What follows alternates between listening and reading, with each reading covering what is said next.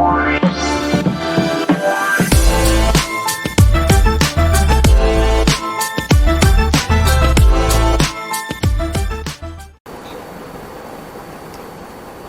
Language हा विषय जो आहे तो बँकिंगमध्ये स्टाफ सिलेक्शनमध्ये फार इम्पॉर्टंट विषय आहे.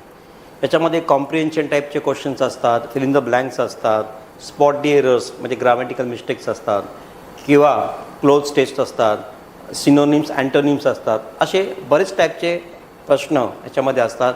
जम्बलिंग ऑफ पॅरेग्राफ असतात. आज आपण जो प्रामुख्याने विषय बघणार आहे ते म्हणजे लोकांना ग्रामॅटिकल एरर्स फाईंड करणं किंवा कॉमन एरर्स फाईंड करणं याच्यामध्ये थोडंसं प्रॉब्लेम होतं. आज आपण काही एक्झाम्पल्स बघणार आहोत. त्याच्यामध्ये हे फाईंड करताना आपण कसं जज करायचं, कसं वाक्य वाचायचं हे सोप्या भाषेत आज आपण चेक करणार आहोत.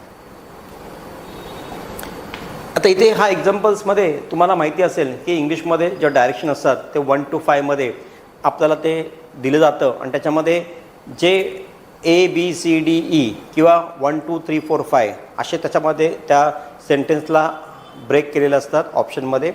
त्याच्यामध्ये जो 5th ऑप्शन असतो किंवा ई असतं तो नन ऑफ दिस किंवा नो एरर असतं.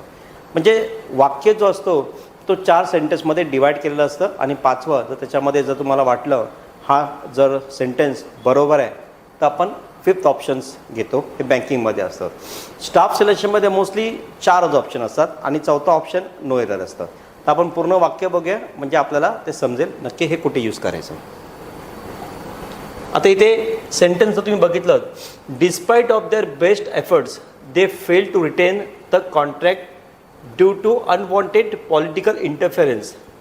म्हणजे हा सेंटेन्स जो दिलेला आहे त्याच्यामध्ये आपल्याला पूर्ण त्या सेंटेन्स बघितलं की सेंटेन्समध्ये सुरुवातच despite of their best efforts. आपण डिस्पाईटनी सुरुवात कधी करत नाही. आपण सुरुवात करताना याच्यामध्ये नेहमी सुरुवात जी असते ती आपली इन्स्टेड ऑफ डिस्पाईट आपण काय पाहिजे ते इन्स्पाईट. म्हणजे हा जो आहे इथे आपल्याला इन्स्पाईट ऑफ द बेस्ट एफर्ट्स. तो सुरुवात करतानाच हा सेंटेन्स डिस्पाईटने सुरुवात केला आहे.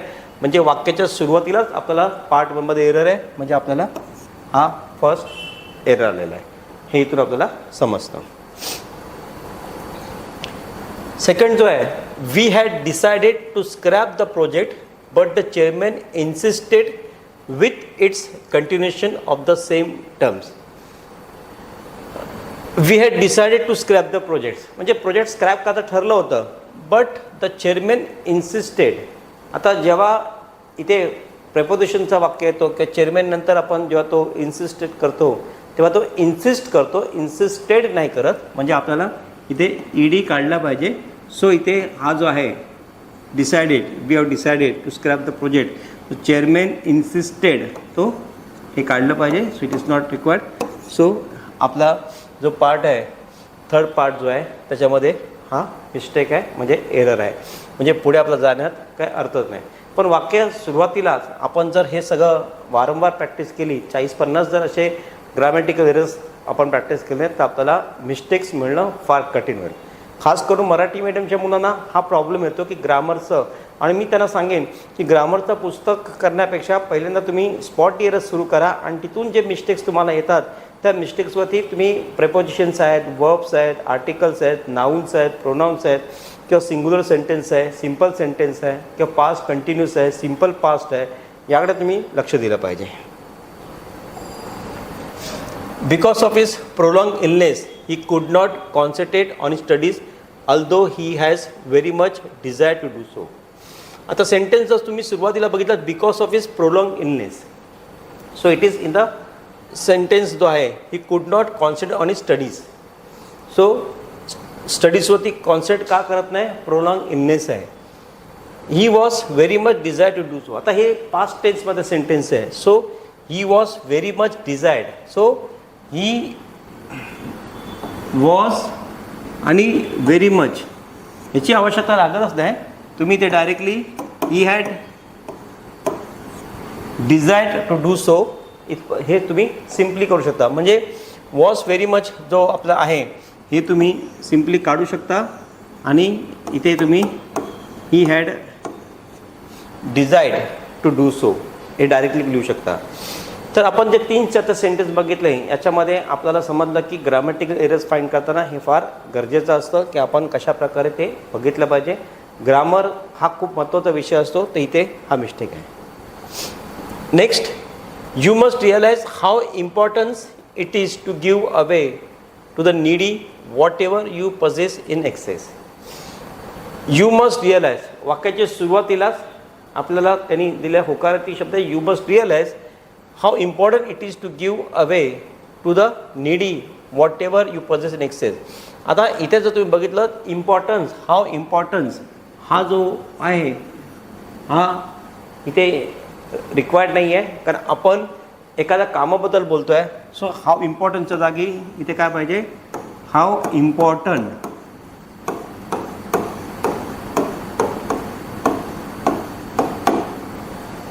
सो वाक्याच्या सेकंड पार्टमध्ये इथे मिस्टेक्स आहे. नंतर नेक्स्ट बघूया. Most of the travellers experienced A shock when they arrived at the museum only to find that it had been burgled. आता most of the travelers experienced a shock when they arrived at the museum only to find that it had been burgled. So आता ह्याच्यामध्ये तुम्ही बघितलं तर इथे कुठेच तुम्हाला mistake दिसत नाही आहे, म्हणजे हा जो सेंटेन्स आहे हा ॲब्सोल्युटली करेक्ट आहे. सो इथे नो एरर हा पार्ट आहे, म्हणजे आपण ह्याच्यामध्ये सेंटेन्समध्ये कुठे मिस्टेक नसल्यामुळे आपण त्याला नन ऑफ दिस किंवा नो एरर म्हणतो. इथे how people do to earn their bread is dependent largely on the locality where they live. How people do. आता आपण जेव्हा एखादा प्रश्न म्हणजे आपण क्वेश्चन मार्क विचारतो, इंट्रोगेशन विचारतो, तेव्हा हाऊ पीपल डू नाही, इथे काय आलं पाहिजे व्हॉट पीपल डू. सो इथे हाऊच्या जागी काय पाहिजे व्हॉट पीपल डू. सो इथे पहिल्या सेंटेन्सच्या पहिल्याच पार्टमध्ये मिस्टेक आहे. 7 नंबरमध्ये ही टूक a sharp knife and tone the covering made of cardboard but कुड नॉट ओपन द पॅकेट. आता हा जो सेंटेन्स आहे याच्यामध्ये ही टूक म्हणजे आपण ह्याच्यामध्ये काय म्हणतो आहे की पास्ट टेन्समध्ये आहे आणि कंटिन्यूस आहे. Simple knife and tone the covering. आता टोन द कवरिंग म्हणजे हा जो पार्ट आहे त्याच्यामध्ये जर आपण बघितलं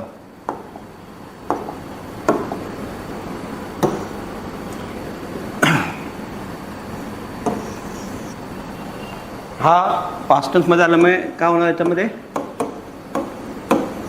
टोर. So it is not torn, so it is tore the covering. So हा जो सेंटेन्स आहे all of us are aware that Shankar has been suffering from fever since 10 days. आता Shankar has been suffering from fever since 10 days and has been resting. आता जेव्हा आपण number of days mention करतो तेव्हा since येत नाही, इथे आपण फॉर येतं. म्हणजे आपण जेव्हा since has been suffering since 10 days या सिन्सच्या इथे काय ना फॉर, कारण ते नंबर ऑफ डेज मेन्शन केले. सो नंबर ऑफ डेज असल्यामुळे त्यांनी नंबर मेन्शन केला 10 दिवस, मग तिथे सिन्स येत नाही. सिन्स म्हटल्यानंतर आपण नंबर ऑफ डेज मेन्शन करू शकत नाही. हे खूप इम्पॉर्टंट आहे, ते नोट डाऊन करा. त्यानंतर both of them genuinely help each other when their families were going to a bad patch. आता ह्या सेंटेन्समध्ये कुठे मिस्टेक नाही आहे, कारण हा सेंटेन्स ॲब्सोल्युटली राईट आहे, त्याच्यामुळे इथे no error. Some people have generously contributed to the welfare fund, but they wanted that their names should not be published. आता इथे some people have generously contributed to the welfare, but they wanted that their names. आता particularly जेव्हा आपण कुठल्या नावाबद्दल बोलतो, नेम्सबद्दल बोलतो, म्हणजे we are talking about a noun. So इथे हा देर नाही ना, it is so we are talking about a particular names, म्हणजे आपण देअर करतो. म्हणजे इथे आपल्याला हा जो देर आहे या देरच्या ऐवजी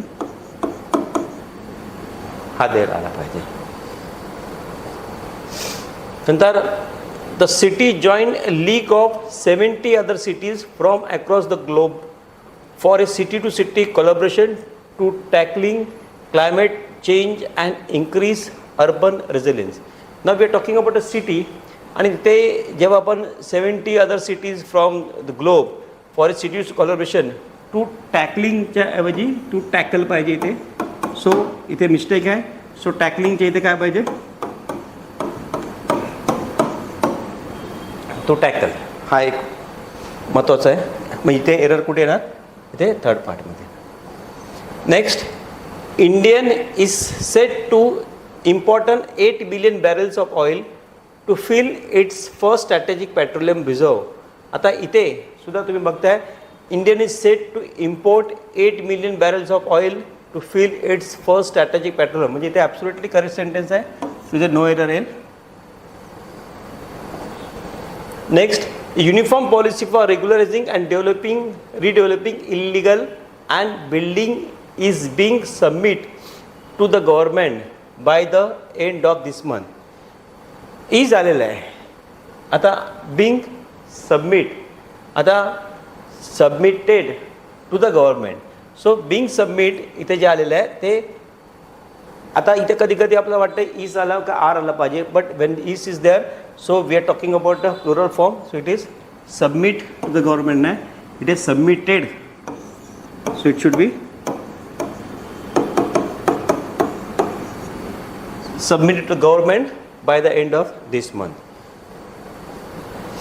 Next, before paying the developer's sales office a visit, make sure you are aware on the fancy marketing pitches being used by them to lure potential buyers.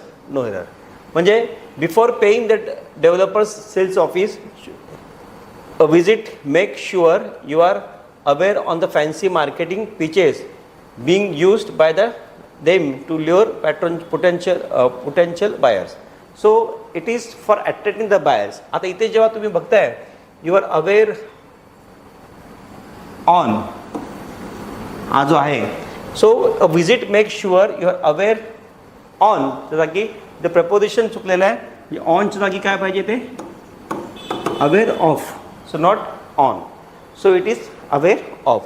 म्हणजे बघा तुम्ही, एका सेंटेन्स हा एकदम परफेक्ट आहे असं वाटेल की कुठेच मिस्टेक नाही आहे, पण सेकंड पार्टमध्ये इथे नक्की ऑनच्या जागी ऑफ पाहिजे होतं, प्रेपोजिशनची मिस्टेक आहे. Next, thousands of international travellers was स्टँडेड at the airport as 50 pilots from airline went on strike. Thousands of international travellers was, आता जेव्हा तुम्ही करताय हे प्लुरल फॉर्ममध्ये आहे. सो वॉज जागी काय पाहिजे वेअर.